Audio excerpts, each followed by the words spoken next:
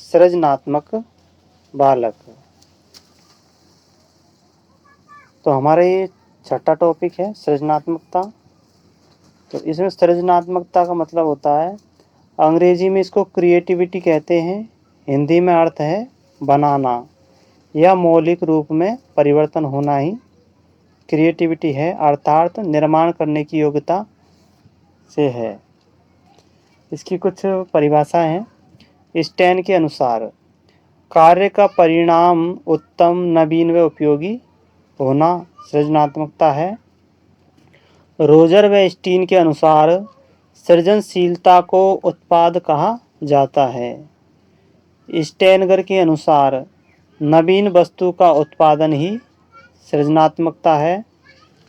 Bartlett के अनुसार प्रचलित विचारों से अलग सोचना, नवीन अनुभवों को प्राप्त करना सृजनात्मक है।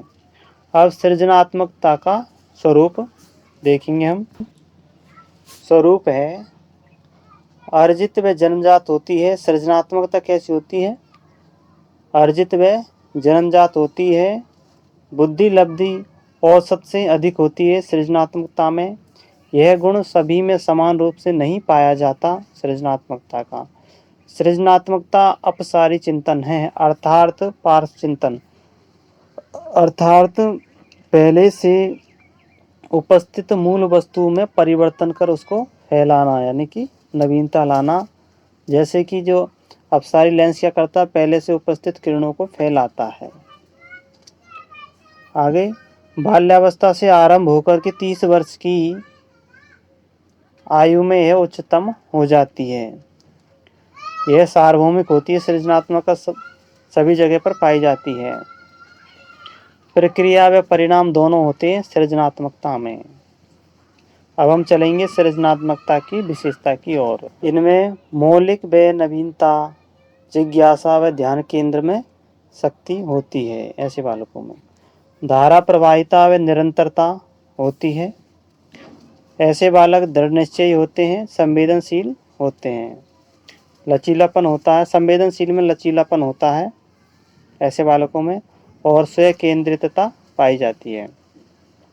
विचारों में व्यवहारिकता होती है, कल्पनाशीलता पाई जाती है, महत्वाकांक्षी होते हैं, स्पष्टतावादी होते हैं, नमनीयता पाई जाती है, स्वप्न दृष्टि होते हैं, परिहास यानी त्यागी होते हैं, प्रिय व साहसी स्वभाव के होते हैं। भविष्यदर्शी व समस्या का सजगता से समाधान करने की इनमें योग्यता होती है। ये सृजनात्मक बालकों की विशेषता हुई। गिलफोर्ड ने, अब आगे चलते हैं हम।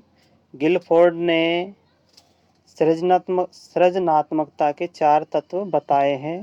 पहला है केंद्राभिमुख, यानी कि तत्कालीन परिस्थितियों से परे जाने की योग्यता। दूसरा है समस्या की पुनर्व्याख्या करना। तीसरा है समन्वयशीलता, अर्थात सकारात्मक या नकारात्मक विचारों में समन्वय स्थापित करना। चौथा है रूपांतरण, यानी दूसरों के विचारों में परिवर्तन करने की योग्यता रखना। तो गिलफोर्ड के 4 तत्व पूरे हुए। सृजनात्मकता के सिद्धांत 4 है। पहला मनोविश्लेषण, दूसरा साहचर्यवाद, तीसरा अंतर्दृष्टि और चौथा है अस्तित्ववाद। मनोविश्लेषण सिगमंड फ्राइड ने दिया था और यह पूर्व चेतना के विकास पर निर्भर करता है। साहचर्यवाद रिवोट ने दिया था, इसमें संयोगों का पुनर्गठन होता है। अंतर्दृष्टि का सिद्धांत कोहलर ने दिया था और यह अवबोध पर निर्भर करता है, यानी सूझ का सिद्धांत।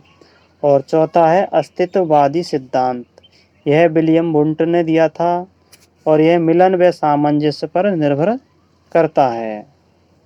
गिलफोर्ड ने सृजनात्मकता के 5 मानसिक व्यापार बताए हैं।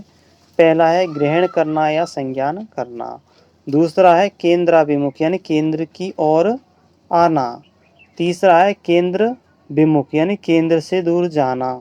चौथा है स्मृति, स्मृति में आना, याद में आना। और 5वां है मूल्यांकन करना।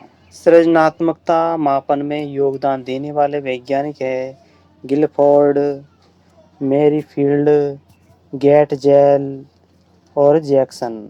इसके अलावा भारत में है बी के पासी, इंदौर में 1972 में दिया। बाकर मेहंदी ने दिल्ली में 1973 में दिया। ये इन्होंने सृजनात्मकता परीक्षण में योगदान दिया। भारत में 2 थे, बी के पासी इंदौर और बाकर मेहंदी दिल्ली। और सृजनात्मकता मापन का जनक कहा जाता है टॉरेंस को कहा जाता है।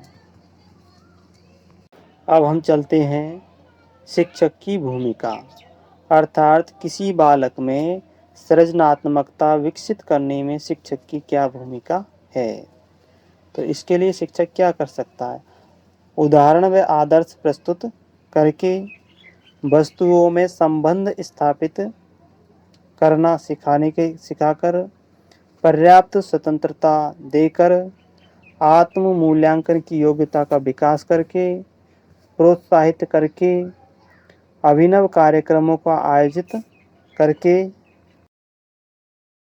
ब्रेन स्टॉर्मिंग, बौद्धिक आक्रमण, भूमिका निर्वाह, सिनेटिक्स विधि आदि शिक्षण विधियों का प्रयोग करके, मुक्त उत्तर वाली प्रश्नावली विधि का प्रयोग करके और आत्म अनुशासन व आत्म योग्यता का विकास करके।